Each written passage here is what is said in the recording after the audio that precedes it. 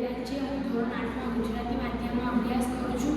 આજે વિનોબા ભાવેની જન્મજયંતિ હોવાના કારણે આજે હું તમને એમના વિશે કંઈક જણાવીશ। વિનોબા ભાવેનો જન્મ 11મી સપ્ટેમ્બર 1895ના રોજ મહારાષ્ટ્ર રાજ્યના કોંકણ ક્ષેત્રના ગાગોદા ગામ ખાતે થયો હતો।